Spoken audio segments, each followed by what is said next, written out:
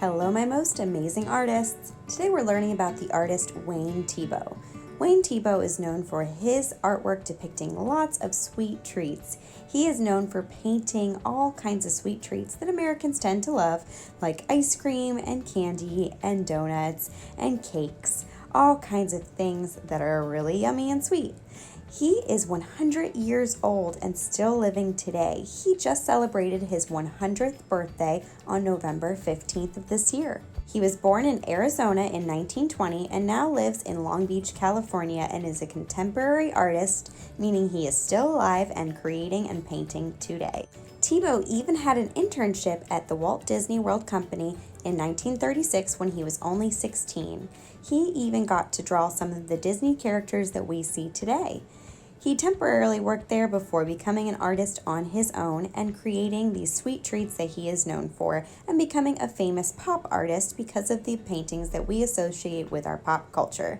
A lot of these things are 3D looking. He makes his paintings look three-dimensional by playing with light and shadow. Today we will be creating our own artwork inspired by Wayne Thiebaud. To start out with, you're going to get one piece of paper from the center of your table. You're also going to get your supply bin.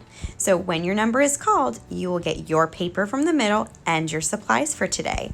Make sure you wait until your number is called and then follow along with me in the video. Even if you want to work ahead, try to use pencil and slow it down because I might do it differently than you might have drawn it.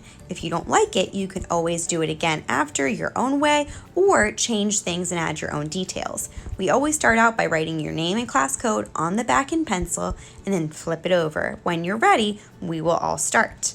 This time, I'm going to call your seat numbers just as if I were there with you. So listen for your seat number, and when I call you, you can go ahead and get your supplies and your paper from the middle. If you sit at seat number 1, go ahead and get your paper and your supplies. After seat number 1 gets their supplies, go ahead and write your name and class code in pencil on your paper. And then it is seat number 2's turn. If you sit at seat number 2, go ahead and get your supplies and your paper. Everybody should be getting their supplies and now writing their name on their papers. We can always ask to pause the video if needed, but I'm going to go ahead and get started if you're working with me. You'll notice that I'll be using a Sharpie, but that's just so you can see it. You should be using a pencil because everybody makes mistakes, and it's okay. At least you'll be able to erase it. So use your pencil to make 2 dots, one near the top or the middle left, and one near the bottom right. Now I'm going to connect those 2 dots. Go ahead and make 2 diagonal dots that you can connect with a diagonal line, connecting from one dot, going all the way across diagonally to the other dot. I'm going to trace over mine with Sharpie, but you should just be using pencil. Go ahead and make your diagonal line in the middle of your paper now. Always pause the video, or you can look at the guide on your table for drawing if you fall behind. Now I'm using my pencil to draw 2 vertical, or going straight up and down, lines coming from the ends of my other line. Go ahead and draw your 2 vertical lines now. When I'm done with the vertical lines, I'm going to connect all of my lines and make it into a shape by making one more diagonal line that goes across and connects my 2 top lines. I'll outline it with Sharpie so you can see it really well. It's like a rectangle, but it's got a few lines that are diagonal instead. It's created parallel lines or lines running next to each other. Now I have a shape that looks like a rectangle. From the bottom right part, I'm going to make another diagonal line, but I'll make a dot up here so I can tell where that's going to go. So I made a dot near the top there. Go ahead and make your dot if you think it's going to help guide you. Then I make a diagonal line that connects down to the bottom of my rectangle. After I make that diagonal line, I'm going to connect my dots with a curvy arched line. It goes around and over it, and now it's definitely looking like a piece of pie.